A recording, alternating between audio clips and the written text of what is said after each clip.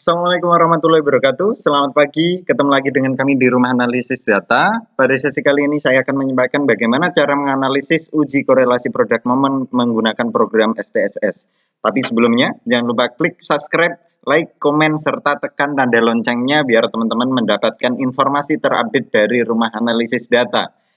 Oke, pada sesi kali ini sebelum saya menyampaikan bagaimana sih cara menganalisis uji korelasi produk momen menggunakan program SPSS, sebelumnya saya akan memberikan pengantar sedikit bagaimana alur kita berpikir dalam belajar statistik inferensial mengenai uji korelasi produk momen. Pada intinya, uji korelasi produk momen merupakan bagian dari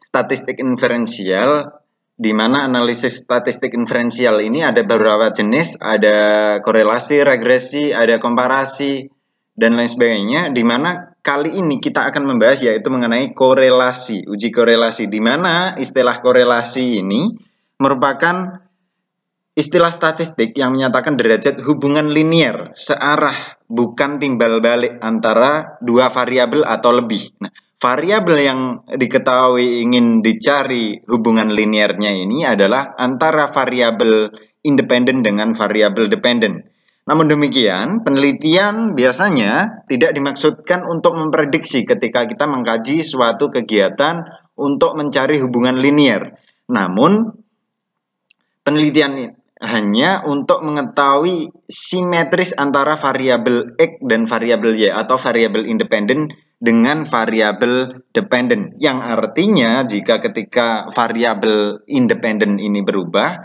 maka juga akan terjadi perubahan pada variabel dependennya. Nah, untuk menganalisis uji hubungan antar variabel digunakan korelasi produk momen.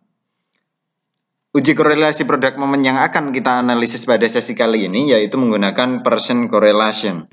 Sebenarnya ada beberapa jenis yang terdapat dalam uji korelasi. Yang pertama itu ada uji korelasi produk momen, ada uji korelasi ring eksperimen, terus ada tabulation atau point serial ya, terus ada kedal tahu. Dan beberapa jenis ini bisa teman-teman amati dengan berbagai sumber materi yang lain, asal jenis dan bagaimana memilih analisis yang akan kita gunakan untuk menganalisis data yang sudah kita peroleh. Pada intinya, di mana pada sesi kali ini saya akan membahas uji korelasi produk momen. Korelasi produk momen ini harus berasal dari kedua variabel yang akan dianalisis, dua variabel atau lebih ini datanya harus berasal atau berskala interval atau jenis datanya bersifat interval.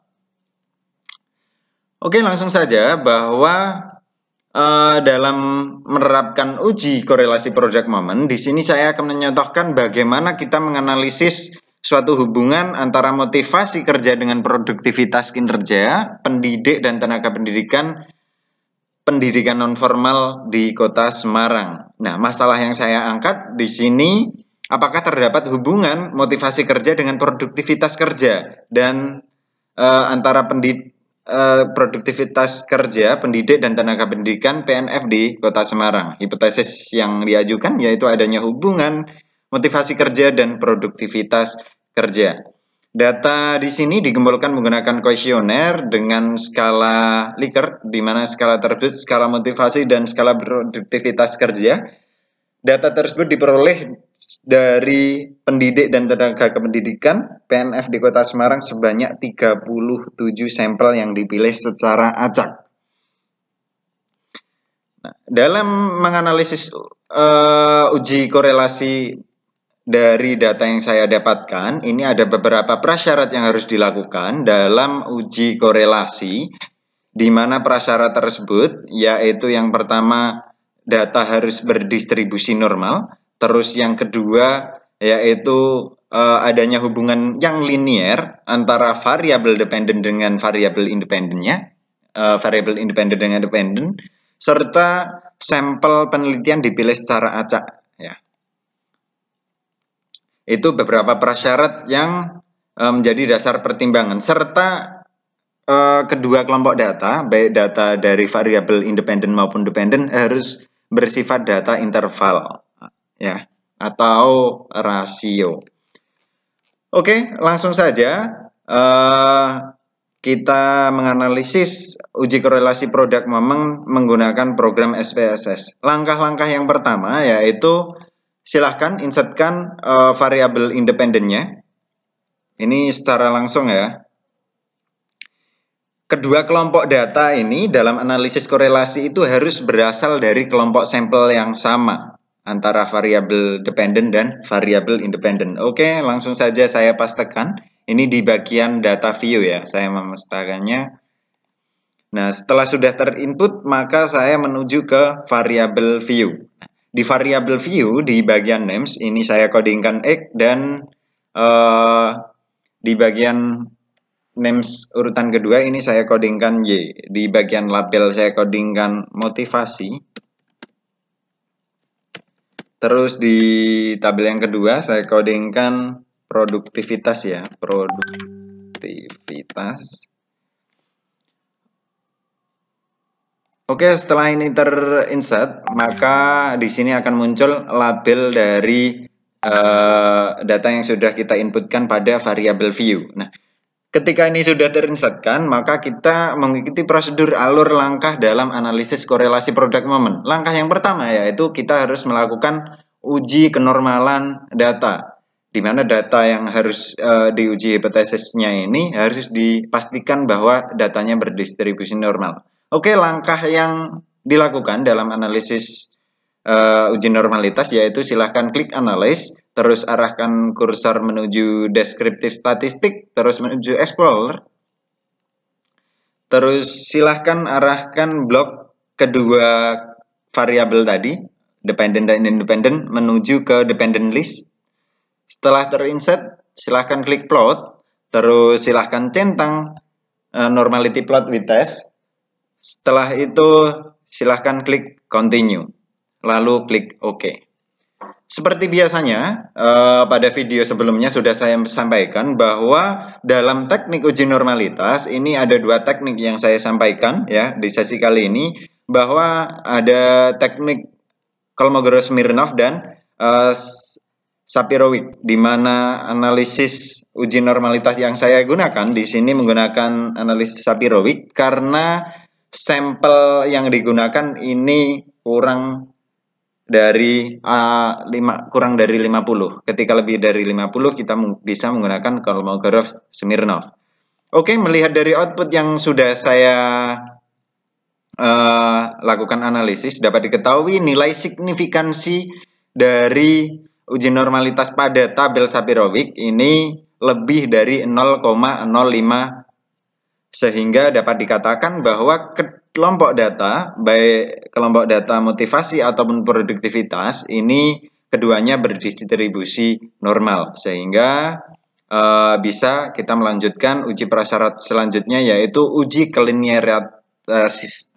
linearitas data antara variabel motivasi dengan variabel produktivitas kerja. Oke, langkah-langkah untuk uji linearitas ini yang pertama arahkan kursor menuju klik analyze ya. Terus silahkan arahkan kursor menuju camper min, terus silahkan klik means. Motivasi arahkan menuju ke independent. Sedangkan produktivitas arahkan menuju ke dependent. Silahkan klik option, nanti akan muncul lembar kerja atau tabs, dan silahkan centang test for linearity, lalu silahkan klik continue serta klik OK. Nanti akan muncul output dari hasil analisis yang kita lakukan. Oke, hasilnya seperti ini, bahwa dasar pengambilan keputusan dalam uji linearitas yaitu dengan melihat tabel di sini ya. Terus kita mengamati pada deviation for linearity di bagian sini ya. Nah, dengan melihat nilai F dan nilai signifikansi. Dasar pengambilan keputusan uji linearitas dengan melihat deviation for linearity ya, dengan melihat signifikansi dan F. Ketika nilai signifikansi tersebut lebih dari 0,05, maka dapat dikatakan bahwa terdapat hubungan yang linier antara variabel independen dengan variabel dependen, atau bisa dikatakan adanya hubungan yang linier antara motivasi kerja dengan produktivitas kerja. Selain itu, kita juga bisa melihat dari nilai F hitungnya dengan membandingkan nilai F tabel. Nah, F tabelnya yaitu dengan cara gimana? Oke, di sini saya akan mencontohkan bagaimana menentukan F tabel dengan menggunakan program Excel. Langkah yang pertama yaitu silahkan klik pada satu kolom Excel, terus ketik sama dengan FINV, klik 2 kali di sini, terus tulis probability yang kita gunakan, terus silahkan klik di F1. Di F1 itu dengan mengamati nilai di sini ya, nilai deviation from linearity, ini di bagian DF-nya, degree of freedom-nya silahkan diinsertkan 7, terus di F2-nya itu di bagian sini ya, within group di sini, DF-nya, terus diinsertkan DF-nya atau degree of freedom-nya 28, nanti akan ketemu 2,359. Apabila nilai F hitung tersebut lebih kecil daripada F tabel, maka dapat dikatakan terdapat hubungan yang linier antara variabel motivasi kerja dan produktivitas kerja, sehingga hasil yang kita peroleh dapat dinyatakan adanya hubungan yang linier dengan melalui kedua teknik untuk menentukan apakah ada hubungan yang linier atau tidak. Oke, setelah prasyarat ini terpenuhi, maka kita akan melakukan uji hipotesis. Untuk melakukan uji hipotesis, kita bisa menuju lembar kerja tadi yang sudah kita insertkan data kita. Terus silahkan klik analyze. Terus di bagian correlation, arahkan kursornya menuju sini. Terus klik bivariate. Setelah itu silahkan blok dan arahkan kedua variabel tersebut menuju ke variables. Terus pastikan bahwa yang tercentang adalah persen, dot highlight, dan flex significant correlation. Setelah itu silahkan klik OK. Nanti akan muncul output hasil analisis seperti ini. Nah, untuk menguji hipotesis, untuk menetapkan dasar keputusan bahwa apakah ada hubungan atau tidak antara kedua variabel dan hubungannya positif atau negatif, kita cukup membandingkan antara nilai signifikansi dan nilai R atau nilai percent correlation. Selain itu, untuk mengetahui hubungan yang terjadi antara motivasi dan produktivitas kerja tersebut kuat atau tidak, kita juga perlu melihat acuan bagaimana interpretasi dalam menetapkan keputusan dalam hubungan uji korelasi, di mana di sini saya mengambil dari teorinya Sugiono ya. Nanti teman-teman bisa mengambil referensi lain dan saya kira hampir-hampir sama. Nah, dengan melihat hasil output analisis, yang pertama kita mengamati pada nilai signifikansi. Ketika signifikansi kurang dari 0,05, maka dapat dikatakan bahwa adanya hubungan yang linier, adanya hubungan antara motivasi dengan produktivitas kerja. Nah, melihat dari output ini, ternyata nilainya kurang dari 0,05, sehingga dapat dinyatakan bahwa adanya hubungan yang positif karena nilai percent correlation ini positif. Nah, selain itu kita juga bisa melihat dari nilai percent correlation-nya ini dengan cara ketika kita mengamati di sini ada tanda bintangnya entah 1 atau 2 ya. Biasanya kalau tidak 1 2 ini menandakan adanya hubungan antara variabel independen terhadap variabel dependen. Nah, di sini ada bintang 2 ini maksudnya ini bisa digunakan untuk taraf signifikansi 0,01. Ketika bintang 1 menggunakan taraf signifikansi 0,05. Itu bisa. Nah, melihat data di sini hasilnya yaitu 0,722. Apakah lebih besar dari R tabel atau tidak? Kita melihat dulu nilai R tabel. Oke, sebelumnya Kita cek nilai R tabelnya.